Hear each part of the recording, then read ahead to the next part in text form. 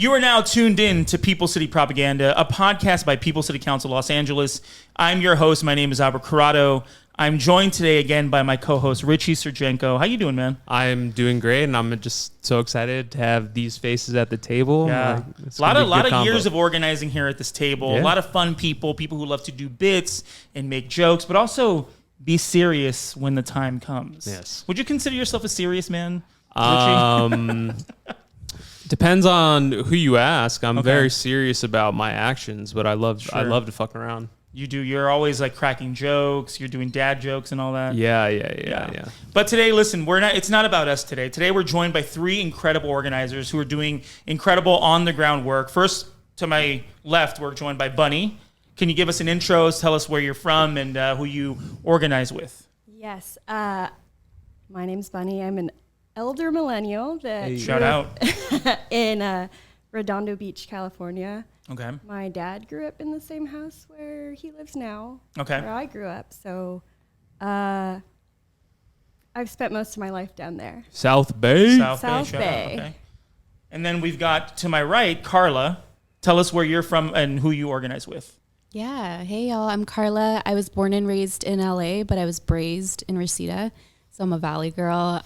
Hey, shout out to the Valley, man. I'm a big Valley head. So 818 forever. Yeah. But we're on my dad's side, 3 generations, living in Echo Park. My grandparents met at the Ramona Theater, which is now Mohawk Bend or whatever. What movie were they watching? Well, they were working there. Oh, or my grandma was, my grandpa is just a jerk. Or was a jerk. Was a jerk like a soda jerk or? No, he just was throwing popcorn around. Oh, okay. I thought you meant he was like doing the soda stuff. You know, used to call them soda jerks. No, okay. So he was just like he was a mean man in that moment. Yeah, he was a little jerk. Okay. Back then it was like I feel like that was back when and he just wouldn't leave me alone, and so now we're married. It was kind of like that. Okay. Have you ever thrown popcorn at a girl? Or sure. Like any food item? Yeah. Did you ever throw something at Menard? 8th grade, we were watching Napoleon Dynamite, and I threw a mozzarella stick at this girl I was sitting next to, and it scratched her cornea, and she had to. I felt really bad. What the fuck? No, I mean it's just like mozzarella stick. Yeah, wow, yeah. dude, you are a jerk. Was it piping hot? Was it like piping hot? No. It was just a mozzarella stick. I was a big jerk. Sharp, when yeah. I was They do have little craggly things on it. Yeah. I'm not. I don't think I'm a jerk. Do you know what happened to her? Kelly, I'm sure she's fine. Okay. I hope she doesn't have any lasting. You know what? We'll look her up on Facebook. It's fine. We're doing a GoFundMe to pay for the damages to her eye. So we'll send the link out after this episode. We'll boost it. We'll boost it, yeah. We're also joined today by Ndindi. Tell us where you're from and who you organize with. Yeah, sure. Sorry to Kelly.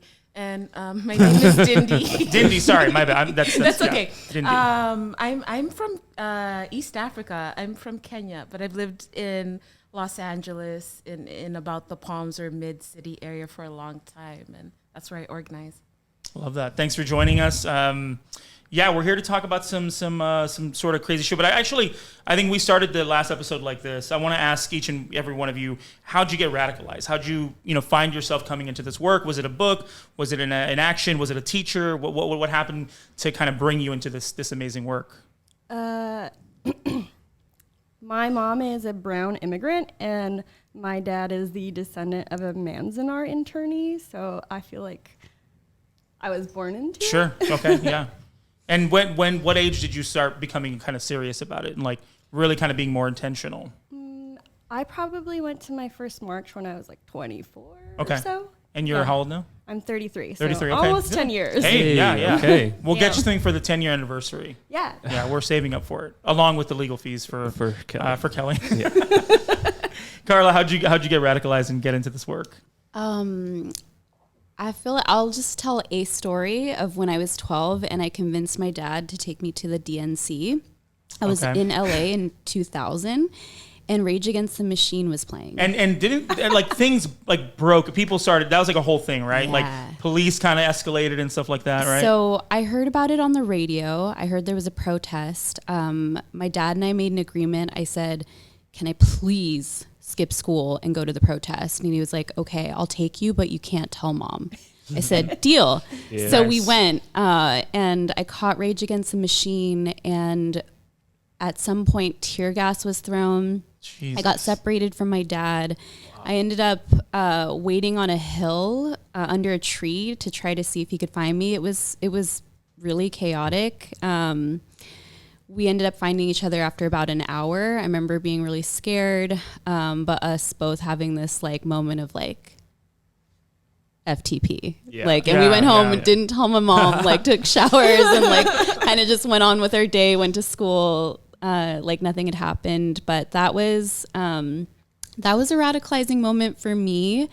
The fact that I think what was radicalizing about it was that nobody talked about it afterwards at school.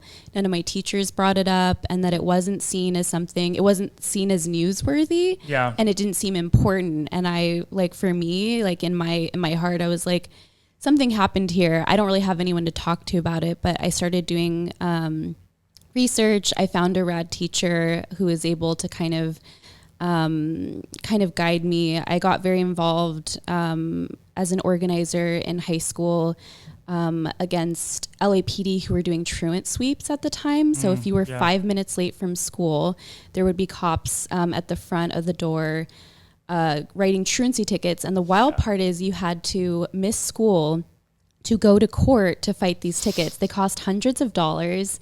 Hundreds of us got them. Hundreds of us got more than one. And so we organized and we ended up suing LAPD, and they stopped doing that, which is pretty rad. Holy shit, wow. And what so high school did you go to? I went to Cleveland High School. Oh, wow. Okay. Like a storied Valley institution. Yeah. Were you in the core program? Or? I was a core kid. Okay. And it was close a big by school. to you, right? Yeah, but also like the core program is like one of those sort of legendary sort of Valley things. Like, oh, like the core program, like they challenge you to be like more, you know, it's like it's art driven, but also politics driven. But also there was like a giant scandal a few years ago where like turns out like one of the teachers or a few of the teachers were like abusing a bunch of the kids. It's a whole. Wow. Did an episode about it on my old podcast 818s and Heartbreak if you all want to listen to it. But anyway. Continue. Yeah, no, I feel like that's very much a part of what has continued to radicalize me further, was like being part of that atmosphere of being able to challenge kind of the world, but then also seeing around you, you know, adults really were taking advantage of kids, and like being in the soup of that and like the thick of that was really heartbreaking. And it taught me a lot about power and abuse. Yeah. And, you know, when you're someone that, you know, isn't typically believed, and you're also just trying to get your education and all the things that get in the way of that. Definitely, I think going to public school in LA is probably what radicalized me the most. Yeah. But yeah, shout out to anybody from Cleveland High School who survived that whole mess. Shout out to the Valley too. You know, I rep the Valley pretty hard. Are you still living in the Valley? Oh yeah. Yep. In Reseda in an RV. Ndindi, when did you get radicalized? What's your story?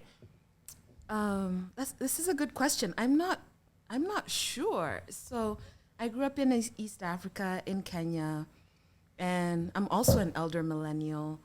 And so the 90s, first we had apartheid, and just really watching how the West responded to our resistance as African people, specifically the people in South Africa, pushing back and resisting was really politicizing for me.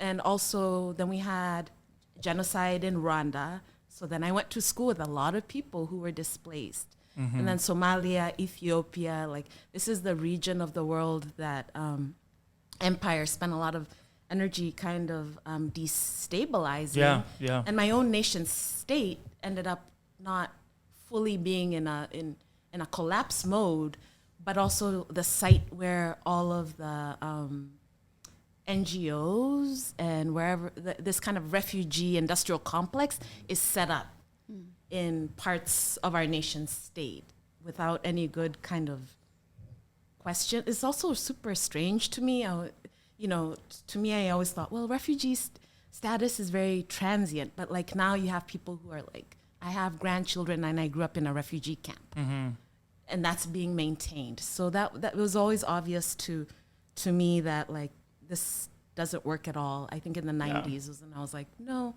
this doesn't make sense. And also, I come from a young nation state, so my grandparents didn't grow up in a place called Kenya, right? My parents kind of enjoyed independence as young people, and then the realization of whatever it is after our very bloody revolution with the Mau Mau rebellion really was never fully realized. So conversations about colonialism and all this stuff, like that's just what it was. Like that's what the rap songs were about. Yeah. Like that's just what people did. So when I moved here, I just realized like, oh, people don't actually talk about politics. And to me, I was like, that's the most intimate and most serious part of your life. It's sort of in American culture, like it's kind of not like cool to do that, right? Like you don't talk about like politics or sex at the dinner table or whatever. It's such a thing that like rules our life, but also we're not like supposed to talk about it. So, what you're saying is there was no way that you weren't going to become involved in something at some point because it was just kind of all around you. I think you'd have to work hard not to be radicalized under those circumstances. For sure. And Ndindi won't say this, but you are so inspiring to me because of the work that you do with Puma, but also the work you do on the education side, where you have a freedom school, or you help run a freedom school, right? Yes, thank you. That's fun. So we're 10 years in. It's called Angelus Workshop School, and we're interested in questions around democracy and freedom for young people, and actually having that political, intimate part of life, like be kind of the basis of how people get educated. Mm-hmm. So we take a field trip every Thursday, and like last week we were on the strike lines. Like to me, that is what an education is, like what's going on every day, and how you can name your world and do something about it. Yeah. That's so inspiring, and I hope like to one day to be in some sort of position like you, to be able to help mold young minds and have some sort of educational setting like that. Because as someone who was a troublemaker and my teachers didn't care about me, and like I would have loved to have some path to understand what was going on in the world. I just want to say I love what you're doing. And I think everyone here at the table is like that public education is like a big part of what we all do, right? And there's so many different parts of it, but also like dealing with it online. I think we all witness like how the media and the establishment kind of tries to manufacture things online. So yeah, we do things on the ground, but also we sometimes come together to combat like these mainstream narratives that need to be combated. And I think that everyone here has done a very successful job at like pointing out, I mean, just today about the media trying to rehab KDL and Nuri's reputation after a year after. And it's like, why are we doing this? Especially, just like what Nuri did as council president. Everything that's happening now was led by Nuri. 4118, kind of the restriction of our First Amendment rights in council chambers. Or outside their houses. Yeah. It's like all those things stem from Nuri. All the Brown Act violations. Mm-hmm. Right. Yeah. So let's get into what we're here to talk about today, Inside Safe. Obviously, we know Karen Bass won her race for mayor, kind of touted herself as some progressive champion, that she was going to solve homelessness, started a thing called Inside Safe. Does anybody want to kind of just tell people what that is, what it was meant to be? We can get into like the failures of it, but what was it meant to be? How did Karen Bass sell it to people? It seems like she sold it to people as like a permanent fix to homelessness in Los Angeles, which is just asinine to me. Yeah, for sure. It's like, it's a problem that we've been trying to figure out for 40 years, but you're the one that's going to like eradicate it. Just hotel rooms. Yeah. That's it. Yeah. And she's also like has said that 15,000 people have been housed under her watch, right? Like that's the number. Is she really saying that? Yes. Wow. Yes. Damn. That's well, that was the goal that she set, and now she just, because they didn't meet it, she said that that's what they did. Mm-hmm.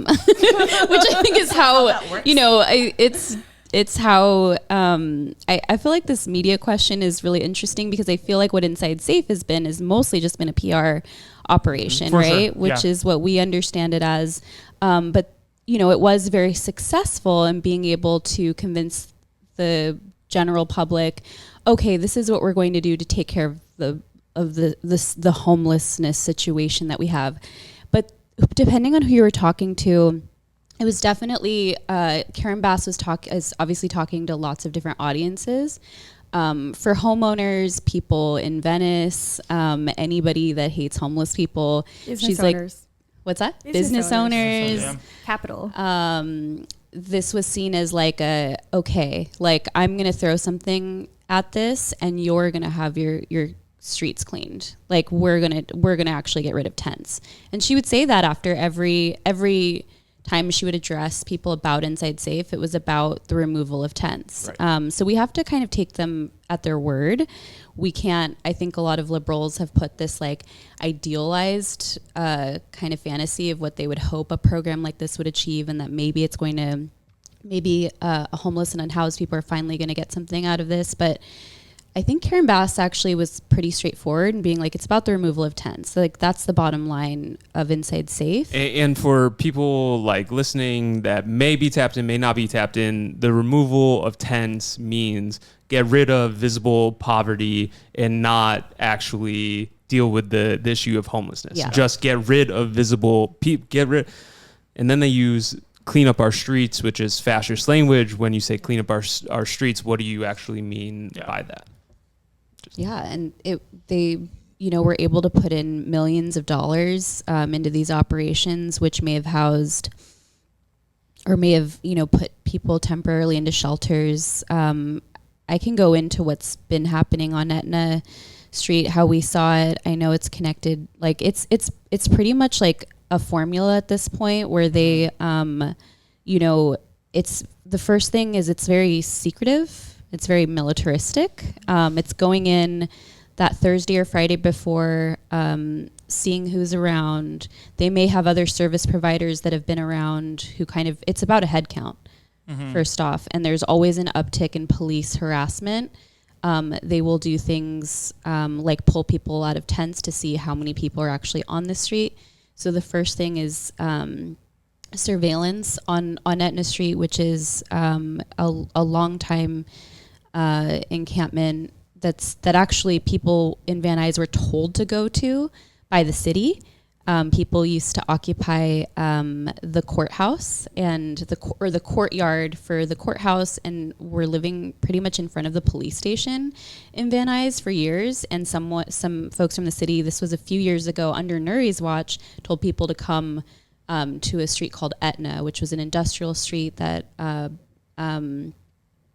there's a metro parking lot for the Van Nuys Orange Line and Department of Water and Power. So this is in the valley, right? Like Van Nuys Boulevard-ish between like, it's on Etna, but this area is like Van Nuys between like Victory and maybe Oxnard. Is that kind of where? Yeah, it's Oxnard and Van Nuys Boulevard. Yeah. Which district is this in? So this is CD6. It's now Imelda Padilla, but it's formerly Nuri. And I want to just give a lot of credit to the community on Etna Street, because when all of this stuff was going down with Nuri Martinez, people felt a sense of accomplishment, because they've been like ringing the bell on like, this is everything this person has done has been racist. That's why we have to believe what they say. We have to believe their actions. They're telling us who they are. And folks on Etna felt like some sense of poetic justice that they were able to outlast this council member. People have literally used her banners as tarps for their homes in protest. Like it's an incredibly awesome. Vocal, organized community of people who were not going to, were unwilling to accept the brutality, the racism, the double speak from, a Latina woman who her parents had a business right on Irwin Street 2 blocks away, and she made it a special enforcement zone, which means the special enforcement zones don't just criminalize unhoused people, they also criminalize street vendors. There's a high population of undocumented people. So it's really, it's about, at the end of the day, hating on your own people. And And so when she was ousted, people on Etna Street, celebrated, but also it was an acknowledgement that we outlive whoever's in power, whether it's Nuri or Bass or the next one, they come and go, but unhoused people remain. And all they get are harassment, fences. Yeah. So before we get into kind of a little bit deeper into that, let's talk about 4118. When was that implemented? What does it actually do? Who are they using to enforce 4118? So if anybody wants to jump in on that, in case people, watching this don't know. I can go for it. Yeah. So 4118 is actually is an older law in the books. It came out of the 60s. Surprise, surprise, during periods of civil unrest in Los Angeles, they used 4118 as a law to suppress political activity, social activity, for people being able to be out on the streets to try to control all of the, riotous work that was happening because people could not be contained. So it went along with these anti-sweep laws that took place in Hollywood Boulevard against children and teenagers, where they tried to do curfew sweeps and things like that. So 4118 has been around, but they amended it in 2001 or 2021. Is that right? And yes. There's been there was a lot of movement around that where we all got together to fiercely oppose this because thousands of us knew that amending that and making it a harsher penalty. So before 4118 was an infraction, and they upped it to become a misdemeanor. And that's directly a result of the organizing that was happening around that time period. There was an incredible amount of resistance post 2020, during 2020 and beyond, where people would refuse to move during sweeps, which, for anyone, I think LA, again, the propaganda machine tries to make it seem like a sweep is something where you get your services. A sweep is a raid. That's all it is. And that's all it can be. And they've used lots of other ways to, make it something other than what it is. But there was fierce opposition. The way the city was able to pass it was they decided to do it by resolution, meaning they would have to pass it for block by block. So the city of LA passed thousands of resolutions, and it was the thing that they were most preoccupied with doing during that year, when people were going hungry, when people were going to be facing eviction, when people, were really struggling to survive. The city, one of the main things that they did that year was pass all of these resolutions which banned sitting, lying, sleeping on public sidewalks. And they passed thousands of those resolutions, which overwhelmed people. And I'll just say, before signs even went up, it gave the green light to LAPD to go out to encampments and say, you have to get the fuck out of here. Yeah. And we saw that immediately people started clearing public space, which was very hard won, because obviously there's a lot of stigma around being homeless and unhoused, no matter how you look at it. But there was a win around people stopped hiding and said, you know what, we're unhoused. Yeah. That's not our fault. That's your fault. That's a policy decision. That's something that was, it's happening to thousands of people. And so just overnight that became, that was really heavy, because people went literally into tunnels, into cracks, to the LA River. People fled, and that was really awful. And it didn't even need to be legal at that point. It was very clear that it was kind of LAPD kind of became in control of this policy. And the weird part about 4118 is it was branded by Mark Ridley Thomas, who was kind of leading that charge at the time.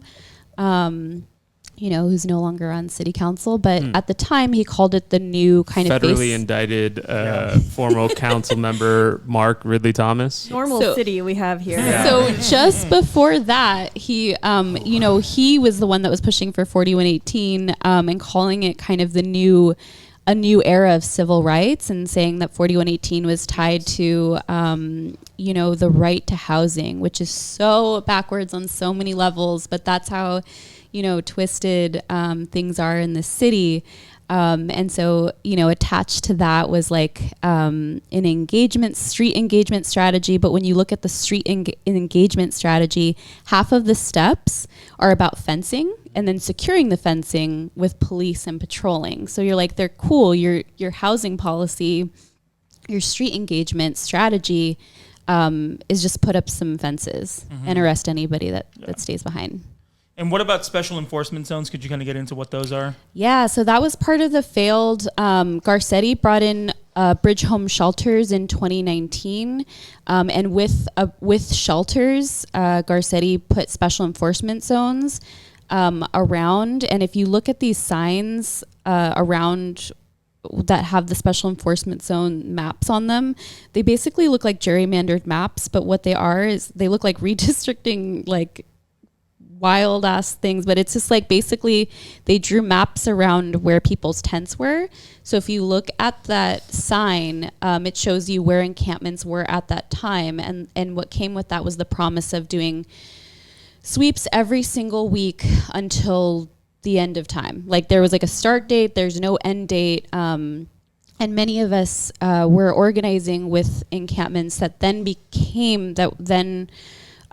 that existed previous to these special enforcement zones, but then became criminalized overnight. So on top of these special enforcement zones, they put 4118 zones. So people are criminalized and targeted geographically based on living in proximity to these shelters. And like, as we know, anybody that's living near a shelter is looking for refuge, is looking for some shelter. And like the existence of these shelters are actually punishing people.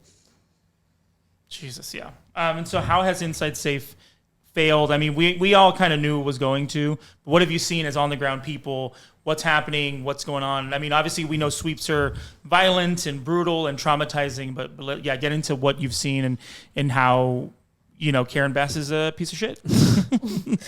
Okay, maybe I'll try this one. So I think what Carla said is really important to understand, that all of the laws, ordinances, and ways in which people are being treated are part of not just the history of Los Angeles, but the history of this nation state.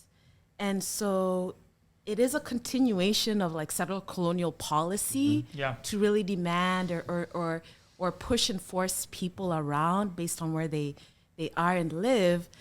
And one of the strangest kind of things that if you ever go to a LASA meeting, because they have them, public meetings on Fridays, and they start with a land acknowledgement. And that land acknowledgement starts with, these are Tongva lands. And they work it hard. They work their way down. And in part of that land acknowledgement is they recognize that houselessness would not exist but for this being a settler colonial place. And then after that, they close their land acknowledgement and they get about the business of their day of displacing mostly people who are either native to these lands, formerly enslaved people, because that's who is really implicated in this. Poor people, immigrants, and that kind of thing. So I always want to mention that. They actually do tell you the truth. They recognize that the policy in itself has all of these racist kind of white supremacist colonial. Well, it was like when Mitch O'Farrell was trying to do a blessing on the reopening of Echo Park after he put the fence there. Like, what are you doing, bro? You ruined the blessing. I ruined the blessing because I approached him. But yeah, like, how dare you try to do a blessing on stolen land that you've now put a fence around? Right? It was just wild. No self-awareness from these fucking people. I understand. I'm like, that's the recipe for generational curse. But like, don't do this. But I think Inside Safe. So now that a lot of the people we engage with are being pushed around all over the place, and then the fact that this so-called offer is, first of all, coerced. The word is voluntary compliance. Gotcha. Voluntary compliance. Okay. Yeah. Voluntary compliance. You gotta comply. Yeah. It's also voluntary. So it's a form of coercion. You sign something that you usually don't get back, and so that's something I'd encourage everyone to do. Like, let's figure out how to get these written documents as a form of kind of recourse and a way to defend ourselves and folks. And also, the interim hotels, this is like more cynical than Project Room Key to me, and a kind of a worse version of it. I think partly because... What is Project Room Key for people listening? Yeah. I know I don't want to separate okay. too much, but... Yeah, so Project Room Key is this kind of interim shelter that emerges out of the pandemic to shelter folks because we had these shelter-in-place mandates. And there are a lot of empty hotel rooms because Yes. people were not traveling here. Yeah. Right, and really it's a private-public partnership to make sure capital still flows in this Man, way. the city loves to be like private-public partnerships. Partnership. They love that fucking term. Yeah. Hear it all the time. Yeah, so it's a flow It's of not capital real. more it is than a protecting of people who are houseless. Sure. And I think that needs to be said. But you do get you may or may not get a motel room with inside safe. Even if that's what you want, there's no way to get in. The way you get in is your encampment needs to be one that is being targeted for clearance. Again, that word clearance is very genocidal. And then that's how you might get into the program if you want it. We kind of started a coalition called Inside Starving, where we lay out all of the problems going on here. Pretty much it's roach motels, it's lack of food, it's lack of services, it's lack of community. It's people being sequestered and the disappearance of poverty and poor people. It's also police being called when people have crises, because people are having crises individually in their rooms. And if it looks like Project Room Key, which there are a couple good studies on that, we're going to see more overdoses and more and quite frankly, death that comes out of this, because a room in itself is not housing or services. Yeah. And they keep touting this as such. And this PR media run that Bass has with we're all locking arms. Like they're all locking arms to like really dispossess and harm people. Yeah. Is really what's going on. Like federal, state, local kind of a collusion. Well, part of this is in preparation for the Olympics, right? Like and we also have the World Cup being held here in 2026, and then the Olympics coming in 2028, and kind of like what Mitchell Farrell did for the Super Bowl. Well, the Echo Park, there was many reasons to it, but when the Super Bowl was in Los Angeles, they filmed an overview of Echo Park, and it was there were no homeless people there, and they were able to put that on for the nation and say, oh, look how great Los Angeles is. So part of it is in preparation for these mega events to just get rid of visible poverty.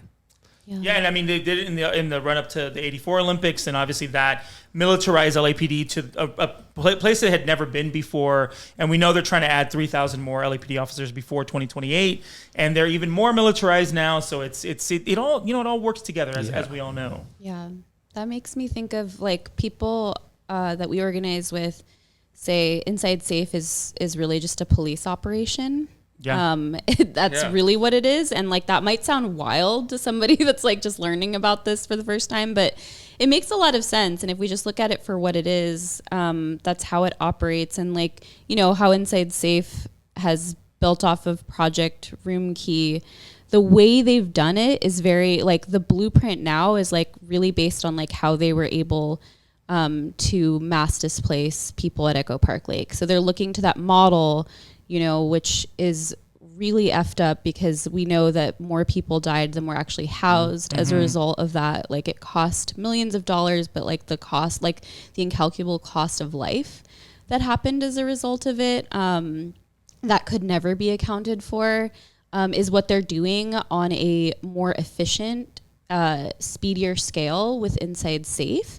They've said they've wanted to do 3 operations in a day, and we can take you through what one operation looks like. What Ndindi has shared is so important in terms of like all of the issues that people had brought up. But one thing that people who had been through Project Room Key, who'd been displaced back onto the streets, one really shameful thing, Project Room Key was like the pandemic response from the state, and yet they were evicting people with COVID to close the hotels to reopen them up the next day, basically dumping people out of the rooms so that they could then bring another crop of unhoused people the next on Monday. So kicking people out on Friday, bringing in new people on Monday, just so they could double their numbers, which is how we get that 15,000. Yeah.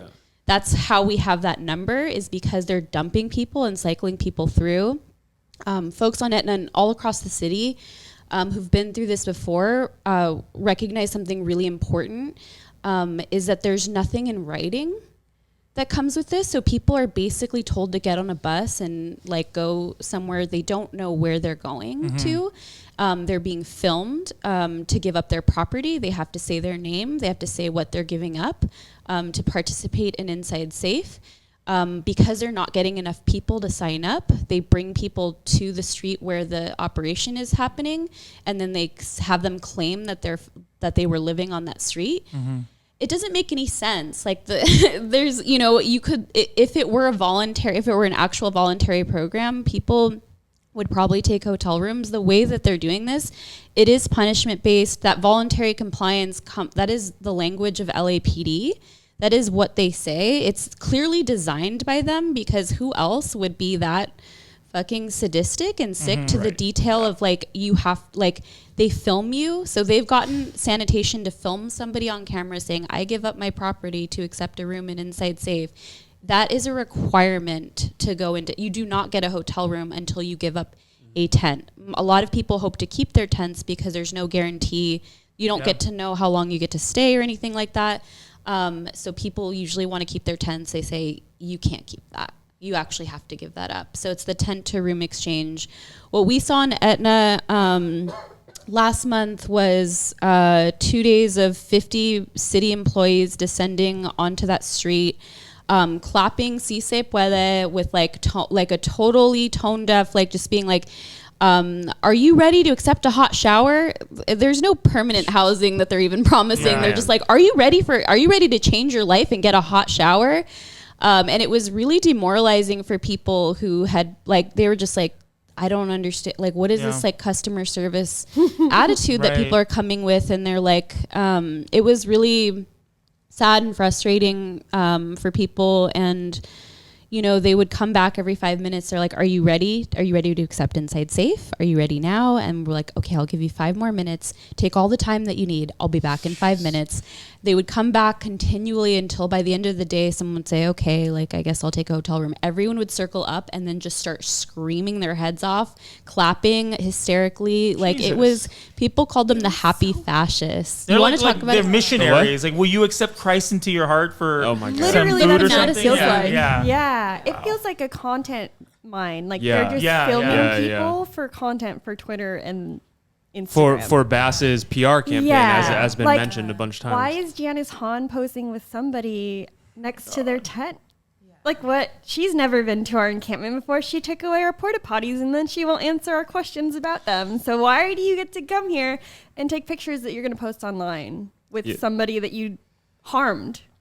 And act like they're, this is all some great thing. And it kind of just, they don't act like LAPD is part of this, right?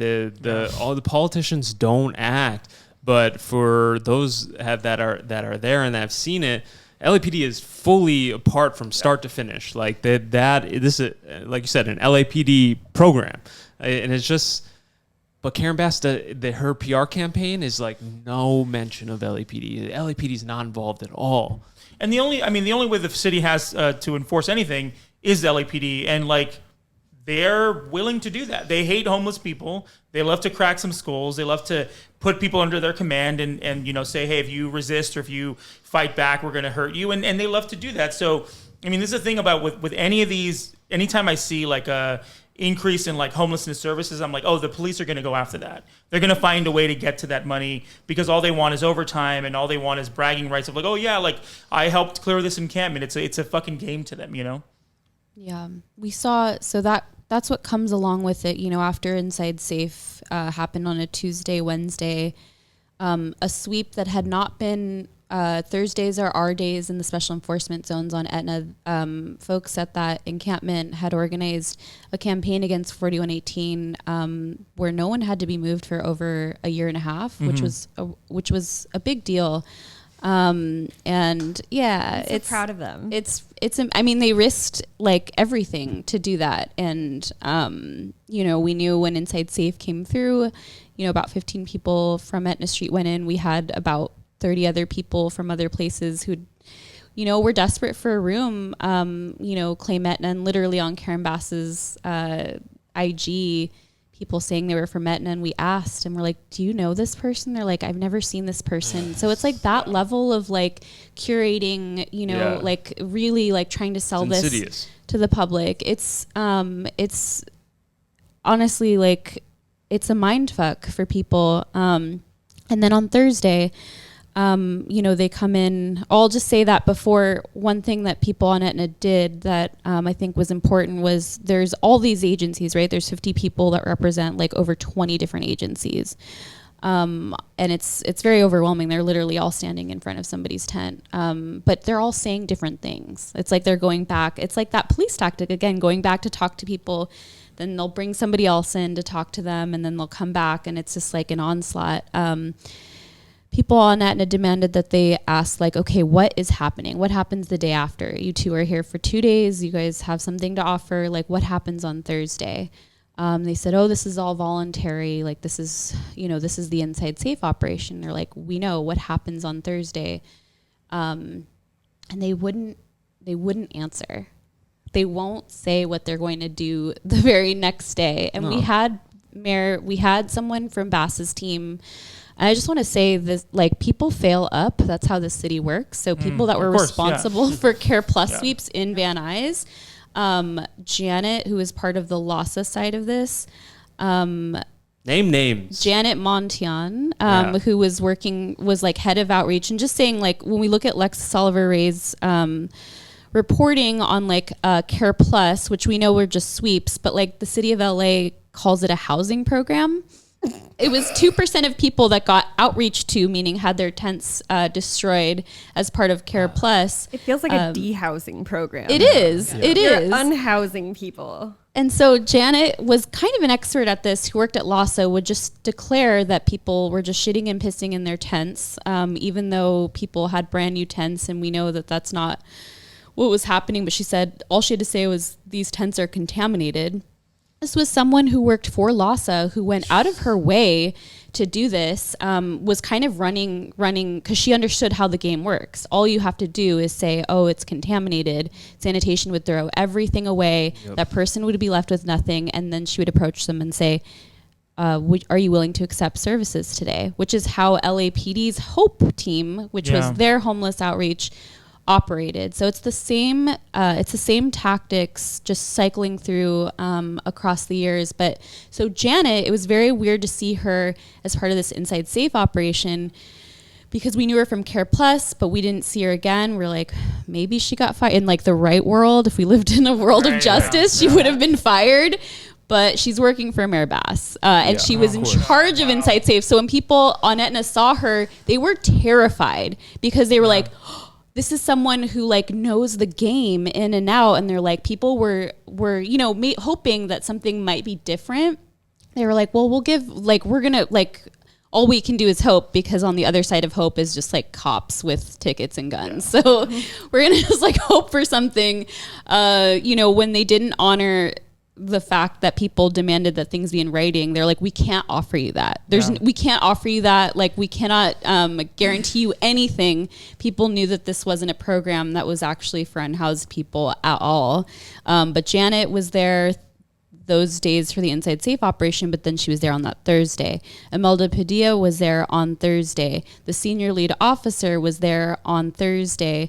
We had everybody, all the main players that were there that huddled up, and right after they met, they targeted and arrested 2 unhoused people in the parking lot just for trying to claim their stuff. And then while they were detained, declared that they had 15 minutes to move everything, and that's how people on that street lost everything without even having a chance to claim even like even their clothes or their cats. And it was horrific, and people have been experiencing that weekly now. And there have been, I think at this point, 6 or 7 arrests. A lot of it's for filming. That's the other thing is they really want to punish people for filming what's happening at this point. The fact that they're all colluding in public. Yeah, they don't want people to see what's going on. Yeah.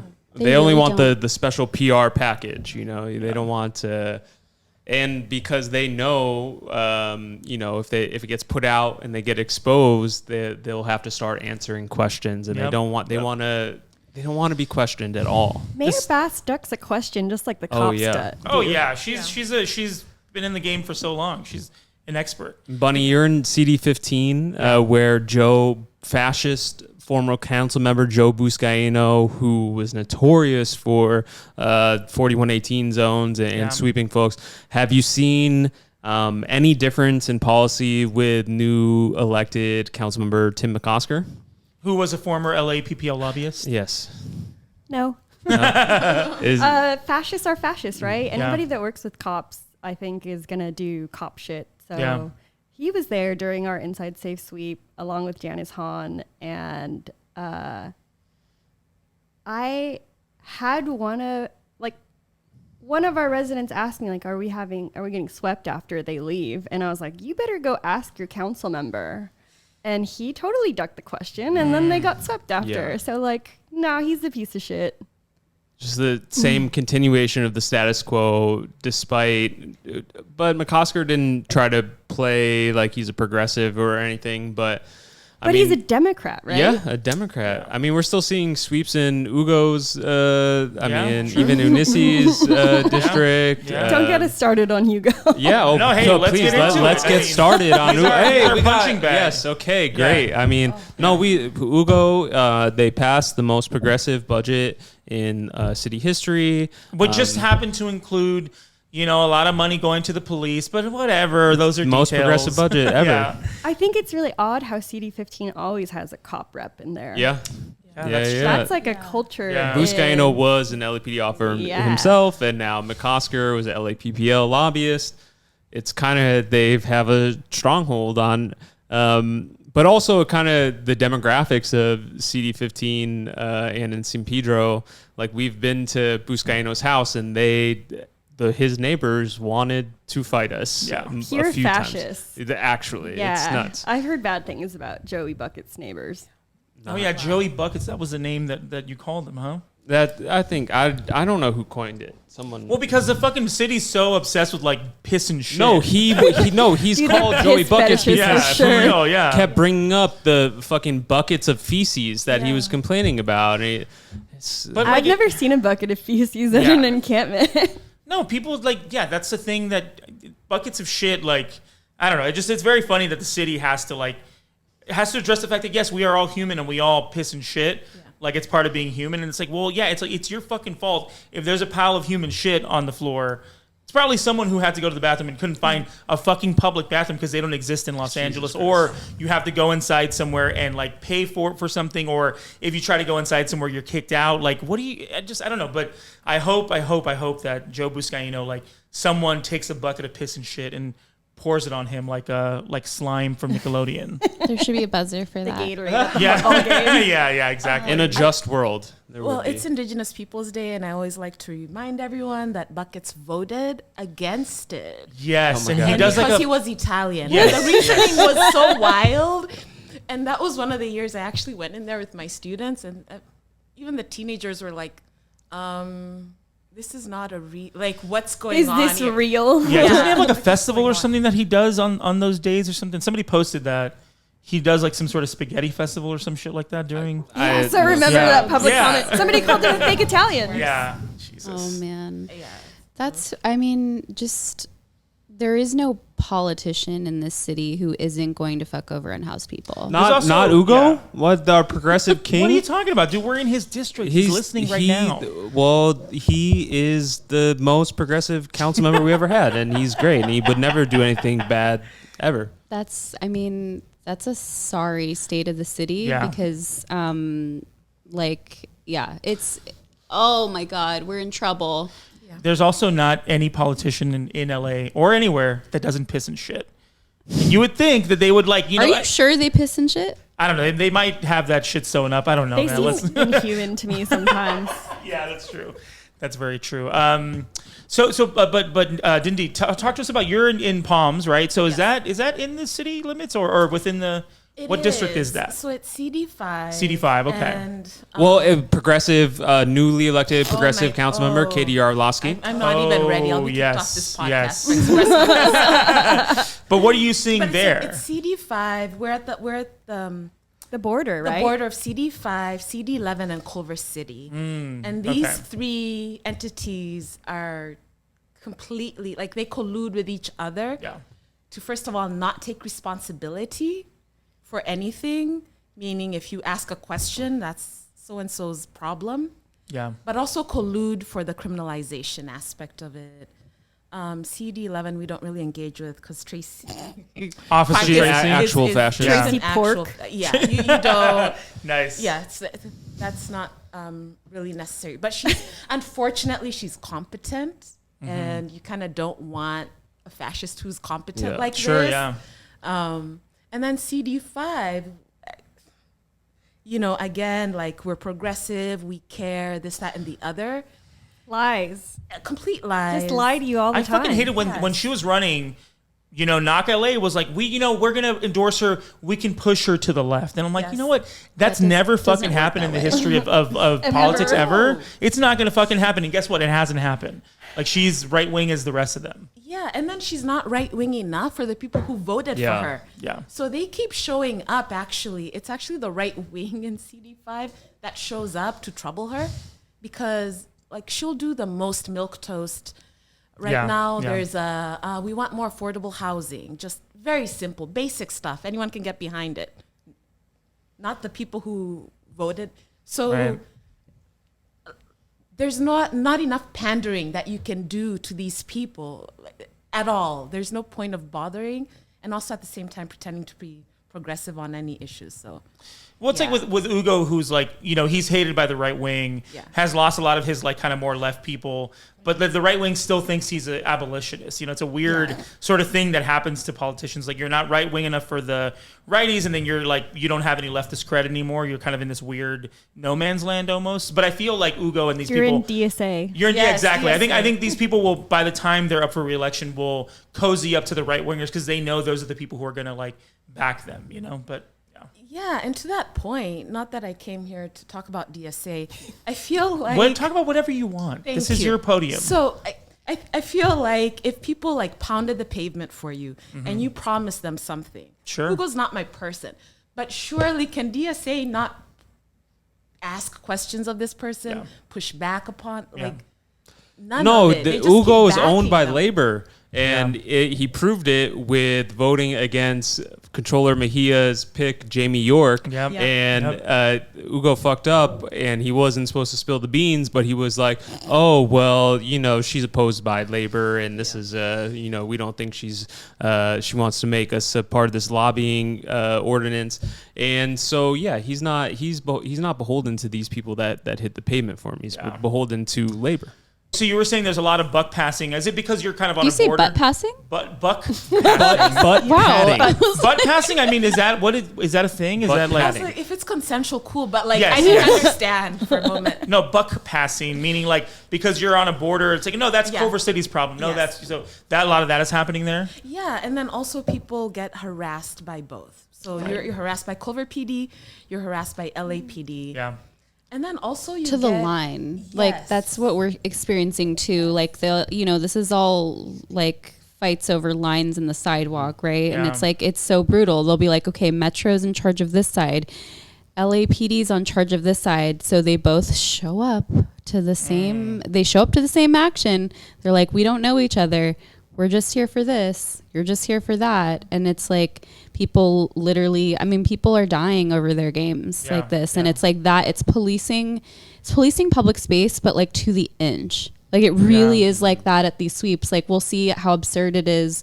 And power really is the ability to be able to withhold it because nobody's in charge here, right? They say nobody here has any, Bass did this with 4118. People directly asked her, I'm sorry to cut you off, Ndindi. I wanted to say, I was going to say, there was a meeting with the Inside Starving Coalition with Mayor Bass because people wanted to know, are you ever going to put any of this in writing? She said, I can't do that. I can't tell you where you're going, how long you'll be able to stay, and what you can bring. I can't do that for you, which means it's not a real program, right? Yeah, this isn't a housing program. These aren't, people have no rights under these, which is the point. People asked about 4118. People said, do you have to enforce 4118 after Inside Safe? What if you just didn't? And she said, oh, I have no control over that. And, you know, for the mayor of Los Angeles, to look at an unhoused person, someone who had been housed through these programs and then was evicted because she couldn't pay after a year, was told she would have permanent housing and that she would be set for the rest of her life. So she accepted it, was evicted with the first time eviction in her life. So she had that eviction on her record, which is going to make it all the more difficult to ever get housed again. So all of that happened within these temporary programs. She looks at Mayor Bass and says, you're telling me like you have no power or authority and like you gave it away, and like she wouldn't look at her again. And they're just, you know, this is the callousness of being like, I feel like in contrast, I think all of us here, you know, to the best of our abilities, we're like, we have to be responsible in whatever ways that we can be. Like, we do not pass on, like, we don't buck authority. Butt authority. We butt authority. We are the butt authorities. But we just, it's such an irresponsible game, and we have to be, you know, accountable to our communities. And we never say, you know, if there's something that we could do in our power, we try our best to do it. And we're just schmoes. Like, we're just people who've had to learn how to do everything under the sun, except house people. But even that, we're like, we'll have to take on that question ourselves, because a city is never going to properly take care of people. And that's what all of the efforts, you know, like the last 3 years have been insane, exhausting, heartbreaking, but also I feel like I didn't know like what our capacities and our abilities were, and we've blown past them all because we've had to learn how to take care of each other or relearn. You know, I believe we've always known how to do that, but we've had to do that in the face of so much brutality and so much violence, and to lose things every single week. And we just somehow we have to continue to weave webs and build, because there's no other option. And like losing people too, you know, people who are unhoused, obviously it's a very dangerous life. And, you know, I think we probably all know somebody from an encampment that has passed away, you know, due to illness or due to whatever. And when you have to like kind of live with that and still go out there and see that the city, this person wasn't anybody to the city. This person barely existed. They didn't, you know, because they weren't helping capital or whatever, they were in the way. And you have this callous nature of the city being like, whatever, it's 5 people a day. Who cares? Who gives a shit? We're just going to give the police more money. And I think that, you know, I think not a lot of people talk about how this work can really kind of get to you and really wear you down. I mean, seeing some of the stuff that I've seen at sweeps, and I know you all go to way more sweeps than I've ever been to, but I mean, how has that been? What has it been like to have to deal with all that stuff and lose people and see the you know, the city's sort of callous nature kind of every single day? It's fucking traumatizing. Yeah. I feel traumatized. I have to go to therapy because of the shit that I've seen at sweeps, and I'm not even the person that's losing stuff. So I can't imagine how much trauma just a sweep puts on somebody that's outside. Yeah, because I mean, the thing is, like, what people don't get is like encampments are like neighborhoods, right? These are homes. They're communities. These are communities. They're neighborhoods. There are people who like. There's gossip. There's people literally who don't a village. Like, yeah, right. There's people who don't like each other. People who like fall in love or whatever. So when you lose a member of your community, it's like you're just not losing. You're losing someone who you would hang out with, who you would see, who you would look out for, and to lose, it's so fucking heartbreaking. And when Echo Park Lake was fenced up, I just thought of like how many people died in the. After that, it was like 7, right? I mean, there's just 7 souls that are gone because Mitch O'Farrell wanted to play nice for the cameras, and we're just supposed to accept that that's how the city works, and the LAPD gets to kill more people, and we're just, you know, it really is infuriating when the city just expects you to move on with your life when people are just being killed and dying on the street every single day, you know? I feel like a lot of our work ends up having to be about like making memorials, which, you know, the city destroys constantly. And, you know, I think about the trajectory of this work from like eviction defense of people in homes to people in tents to defending the memorials of people who've passed. And you're like, it's very sad, but you're also like, it means something because, you know, with the resources that we have and like doing mutual aid organizing, like, being able to have a dignified like memorial or like funeral or to like support the family that couldn't afford the cost of burial, and like family meaning, you know, it might be your friends, the people you live with, like the concept of family becomes much larger, like it goes beyond like, you know, what we know traditionally as family, like people, these are like a lot of times it's families, but being able to do that work, I did not know that that's what I would be getting into, but it's actually like, to us, that's incredibly important that we take that no matter what else is happening, because the sweeps are constant. The displacement is every day. The brutality that people are facing is every day. So we have to fight for that space to be able to like remember and honor and like refocus our efforts to be able to not let that be erased. Like that is now a very much like part of our struggle. The city does not recognize the like encampments as communities.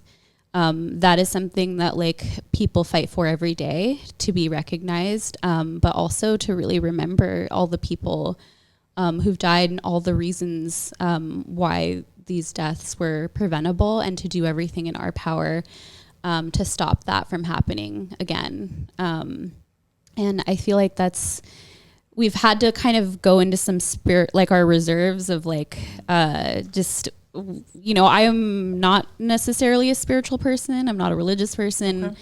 But I think, you know, when you see the city senselessly dumping out a box of Narcan and letting people overdose, like literally driving away as people are overdosing because they want to, you know, pass the butts or bucks or whatever. Like, you know, you realize you're like, all right, like this is bigger than any one of us, but like we are, you know, I gain a lot of strength from Ndindi and Bunny and like other wild motherfuckers that refuse to give up. Mm-hmm. And I think that to me is like encouraging and inspiring to just be like, you know, the hits are going to keep coming. Like sometimes it feels like getting kicked in the teeth, like every day, over and over again. And I've been kicked in the teeth, so I know what that feels like. And it's like that a lot. But I also think there's a, you know, solidarity is not. It's a real thing, and it's practiced every day. And I feel very lucky to be able to know what that means. And so when we hear about somebody that we lose at another encampment, like we try to honor that, like in where we are, because we know, like, you know, that it's the same, and that person, like, you know, has, just like a home and a place, even if it's like, it's hard, but I feel like we don't talk about it often because we have to be like, it's such a vulnerable thing. And I think sometimes, like, I know I don't always share that vulnerability because I'm afraid of how that can be used against, not just myself, but others. But I think you have to remain like incredibly vulnerable to continue to do this work. And like your heart gets broken in public, and people are going to see that. And it's, but you know, I think of our friends who really have no choice in that, who like their hearts break, outside every day, and like are still fighting is kind of, you know, like whatever we have to do to support them in that is. Well, thank you for being vulnerable with us and sharing that. And you know, I think everyone listening does owe a tremendous amount of gratitude to people like Bunny, Ndindi, and Carla. And I know, you know, just from a sense of care and empathy, and you all have taught me how to be a better person in regards to that, or how to allow myself to be vulnerable or something around those lines. I look to you all because you carry so much with you, and so thank you for being vulnerable with us, and it is the work that you all do is noticed, and not what you carry with you is noticed, and can't say enough about it. I always say that, you know, the people, the toughest organizers in LA are usually tenant organizers and then people who do sweep defense, because like you have to really be on your shit in those moments, and sweep defense can get really violent, can really, you know, kind of escalate. And because the LAPD is always trying to escalate it, they're always trying to fuck with people. But I do think that on the other side of that, there's always a vulnerability, because you're angry because you know what it's like to have people be displaced and then pass away or whatever. So I think, you know, to kind of echo what Ricci was saying, I know that I think it's easy for all of us as organizers to kind of be tough and be like, fuck you, and stand up to authority. But there also has to be a part of us that's like, hey, I'm hurting right now. I lost someone. I saw something that was really awful. And I think that, you know, the community should be better about just like being there for one another. Because I've seen some shit on the streets and I'm like, man, this really sucks. But like, who can I turn to? Because we're all tough motherfuckers and I don't want to seem kind of weak. But at the same time, like, that's what's going to keep this work going, is if we talk to each other and get deep with each other. Because otherwise we're just going to like kill ourselves if all we're going to do is like be angry all the time and never show any sort of empathy or you know, whatever, sadness to other people. So thank you for being open and vulnerable. Is there anybody that you want to mention over the years that you've lost that kind of stood out to you? Yeah, there's many. I think of Tony Goodwin, who was targeted by the city because he refused to not feed people. So he was always feeding people. He had a food pantry. He didn't have refrigeration because he lived outside.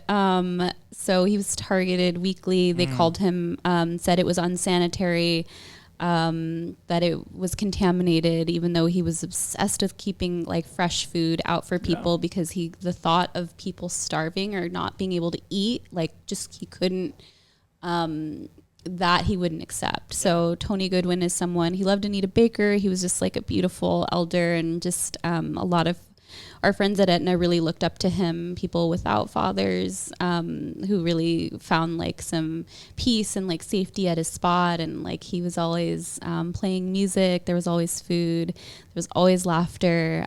So he just kept, just that beautiful, positive energy. And he died, I think, 3 days after 4118 was passed. Wow. He came to City Hall, and he called it the cause. He was like, anything for the cause. So he would do that in his own way. Like he would buy a bouquet of flowers and like give them to somebody randomly on the street, just like big hearted, loved life. And, I think of our friend Terry, who had a stroke on Aetna Street, and then was hospitalized for a year and a half and just passed away a couple weeks ago, who was another elder who was a forest ranger at another time in his life, who did search and rescue, who also recovered people at sweeps. Like, I will tell quickly the story about the Universal Park and Ride sweep that Krikorian orchestrated with the county. It was the largest encampment in the San Fernando Valley. At the height of the pandemic, there were hundreds of people that lived there. Is that like off of like kind of Ventura Boulevard in Lancashire? Yeah. The Universal Park and Ride, where you get on the shuttle to go to the Hollywood Bowl. So I passed by it. Yeah, there were hundreds of people that lived there, and they did when they did the sweep, I think in 2021. Terry was with me that morning, and found somebody that had buried themselves to like just hide. And he found, it was like a man that had been dumped by the hospital a few days before and had nowhere to go. And when everything went down, he just buried himself. And that was like, I didn't see this person. Nobody, like the sheriffs didn't see this person. Nobody had seen this person, but Terry, another person who'd lived unhoused for over 30 years, who had those search and rescue skills, was able to find this person, saw this person. It was like one of those moments where you're just like, whoa, like what? Like, and pulled this person out, and got them on an ambulance, and Terry took his own life because he really didn't want to be at the hospital.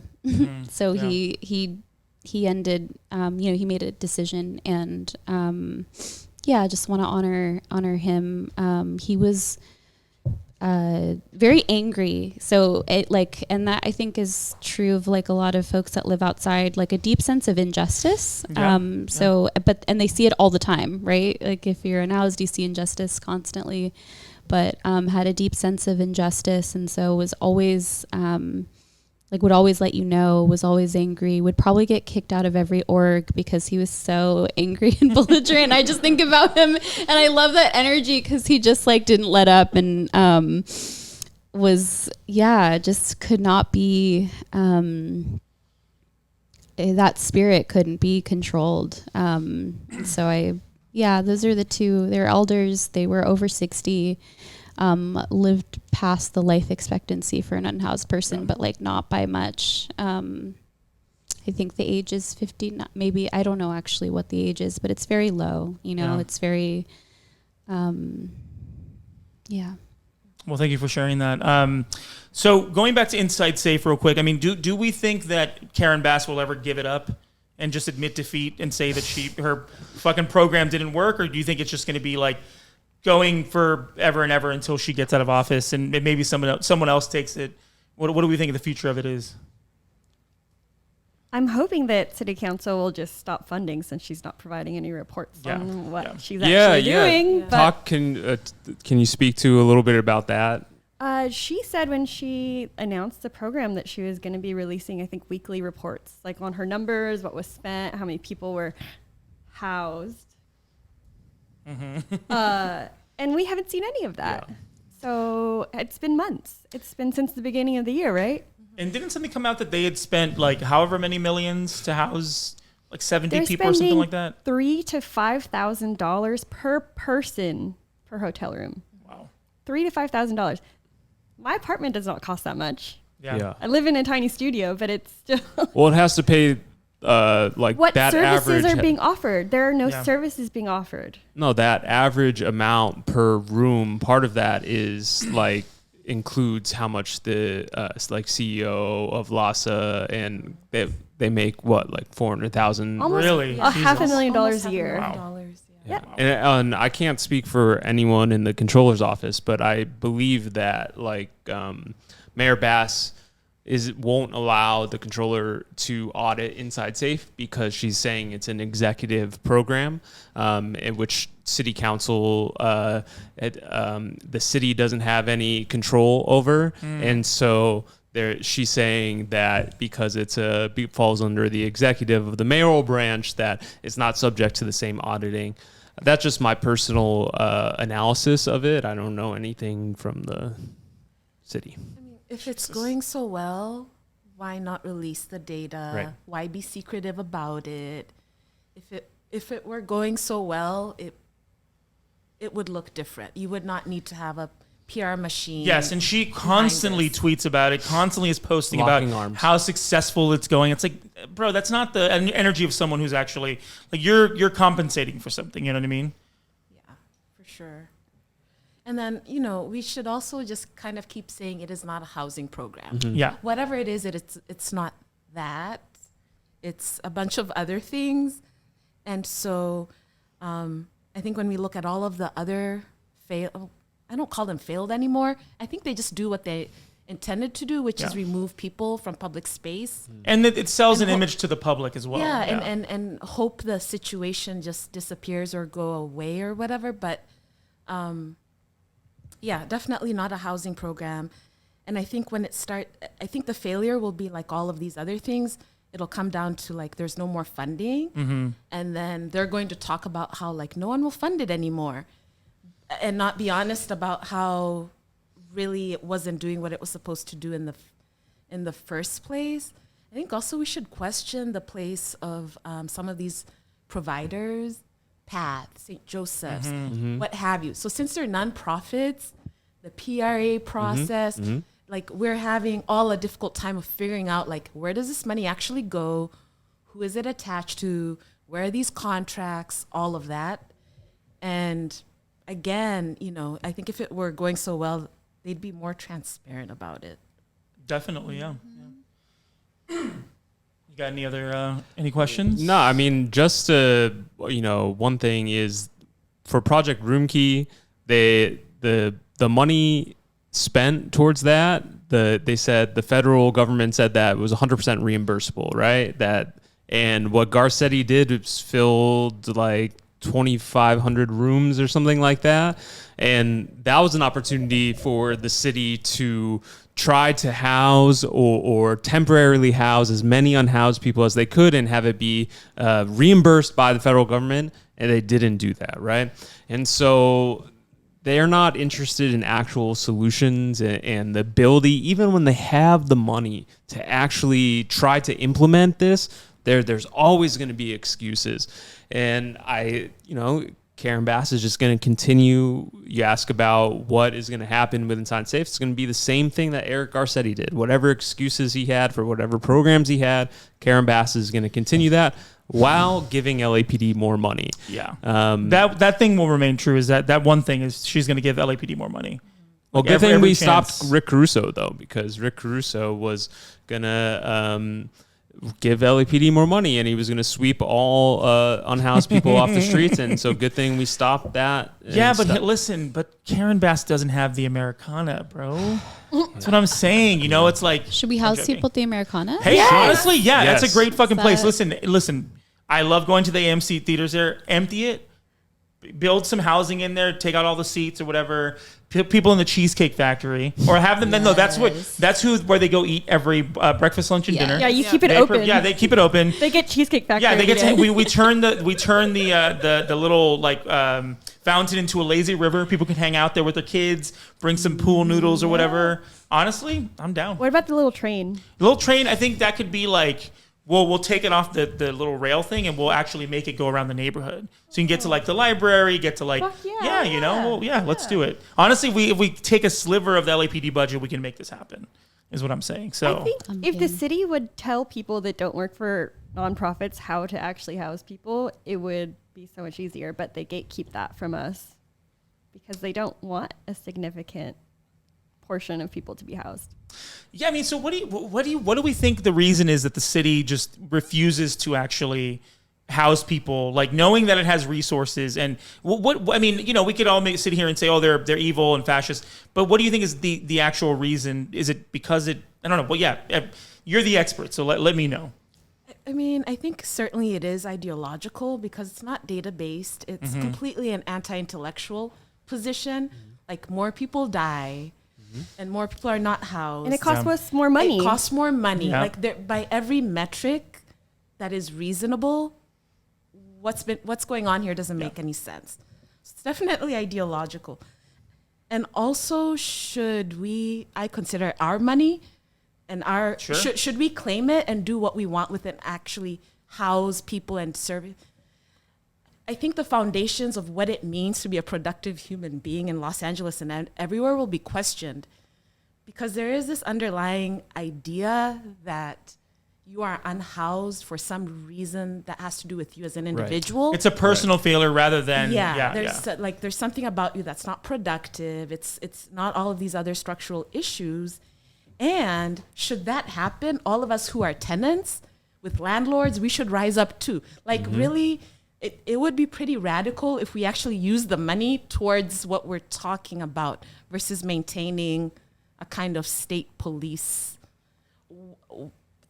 shifting of this kind of thing. So yeah, I think that's a huge part of it, that and then these people are beholden to the unhoused population is 1%.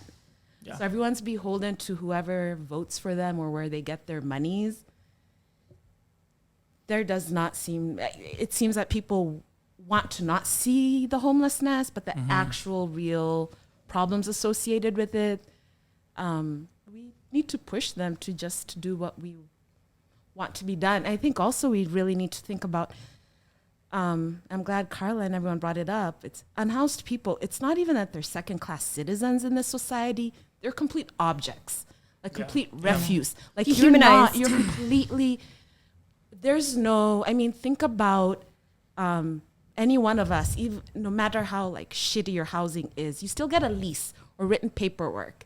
And I think everyone in this society kind of expects that you have that a little bit of that in a civil society. If you're unhoused, you truly have no rights really in this society if you think about it. And so like we're making a big claim. We're making a small claim, which is super easy, house everybody, but it's also a huge ideological leap. You're trying to say you're taking people who are understood to be objects and not worthy at all in this society to like a form of humanization. And should we do that, we're all going to demand that. And that might be something. Yeah. Yeah. Okay. I buy that. I buy that. Anybody else have a theory or? Yeah. I think the state, capital S state, uses unhoused people as a symbol of it's a warning, it's a threat to the rest of us that are barely hanging on this bottom rung of the ladder. Like, if you fuck up, this is going to be you. They individualize the problem instead of accepting their own failures and perpetuating it. And I think it would show the rest of us, the rest of the world really, that decommodification of housing is something that we can do. Right. Yeah. And if we do that, then it's a big ideological shift. And we move away from the puritanical ideal of like hard work gets you what you deserve. Yeah. So like it turns all of that on its head, all of the capitalist ideals that I think the people that run our city are beholden to, aka their landlords. Great point too. Carla, you... I mean, y'all really said it. Yeah. I'll just say it really is about social control. And they do this, I think, because they see unhoused communities as one of the biggest threats. And to have a civil society, you need to be enforcing this blanket stealing that happens every day in the city of LA. That's what civil society means, is like we have, we keep a class of people in check and in line and strip them of everything every single week. But I think what is happening, they're starting to kind of like, there's some slippage that's happening, and they are truly afraid of organized communities.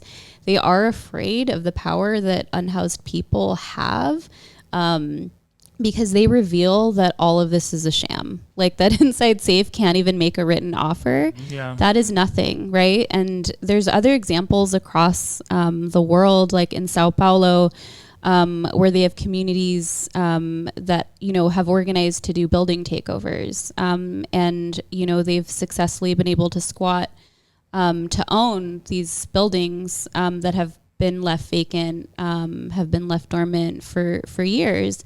And they'll break into these buildings and bring in migrant communities that are coming into Sao Paulo, so that migrants aren't just sleeping in the streets when they come to Sao Paulo. So there is an incredible amount of organizing around housing justice, where people are together and they're seeing all of the ways in which we're all very vulnerable. We all hold a lot of, like, none of us have, if you don't own anything, you have no right to even your own personhood here. And like, I think unhoused people,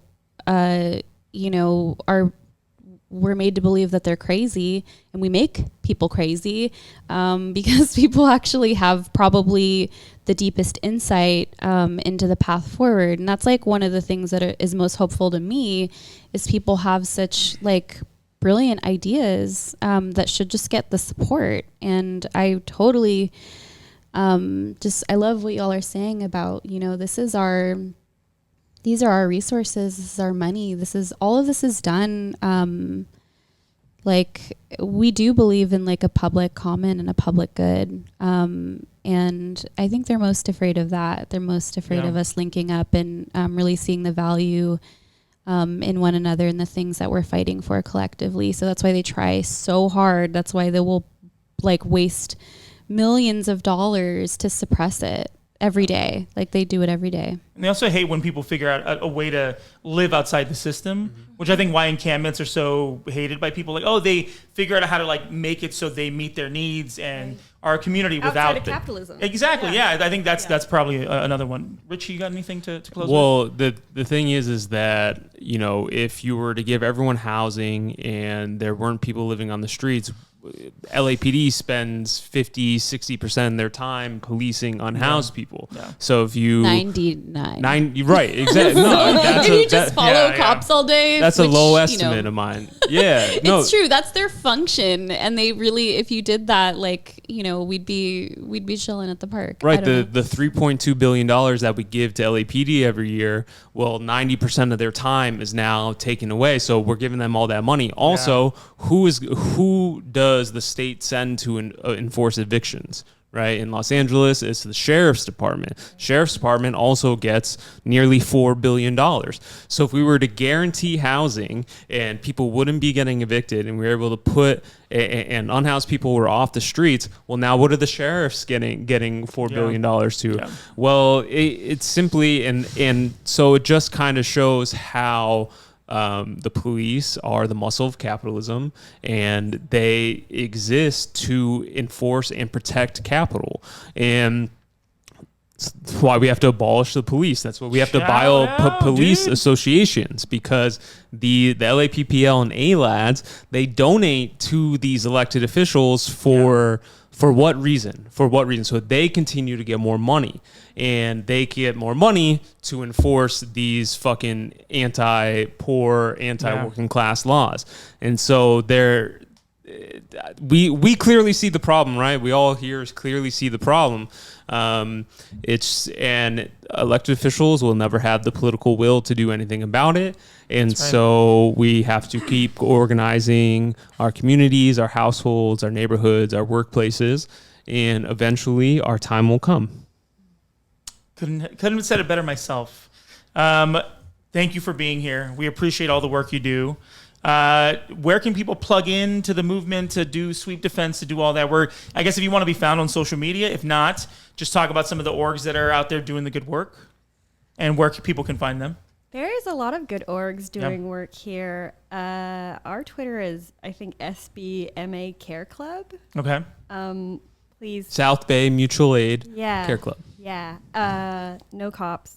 And no cop lovers. Yeah. That's the first question that I ask people when they like want to come out. I'm like, how do you feel about the police? And if they give me the wrong answer, they're not allowed to come out. So. Makes sense. Yeah, definitely. I'll go. So we're Palms and House Mutual Aid, or Puma on Instagram. You can find me on Twitter, Ndindi, usually yelling at an elected. Or the LA Times. Or the LA Times. Yeah. I have many feelings. Fuck the LA Times. Yes, we're abolitionists as well. ACAB all day, every day. Shout out.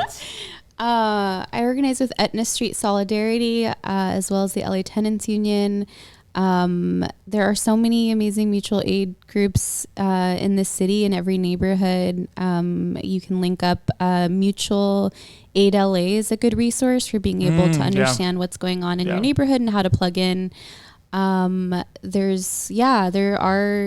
like the most heartening thing, is there's so many ways to get involved, and it can, there's something that you can do every single day. It really is like kind of block by block. If they're going to be harassing us and targeting people block by block, then we have to organize block by block. But I definitely recommend, if you're a tenant, get involved with the LA Tenants Union. There's over 15 chapters all across the city fighting for tenant power in Los Angeles. So if you do not own or control your housing, you need to get organized yourselves and get your neighbors in your building and on your block in on that too. You can find us at People City Council, first of all, on Instagram and Twitter. People City Propaganda on Twitter as well. Come fuck with us. We took over Gina's old account. Thank you, Gina, for giving us that account. Shout out. Thank you, Gina. Hey, I took my old campaign account. I'm using it for my new podcast, whatever. Get in touch with us, peoplecitypropaganda@gmail.com. If you want to suggest a topic, suggest a guest or whatever, rate and review us on YouTube, on the iTunes Store, Apple Podcast Store, on Spotify. Please take it away. Fuck the police. Fuck 4118, Google LAC gangs, and stop Cop City. Peace.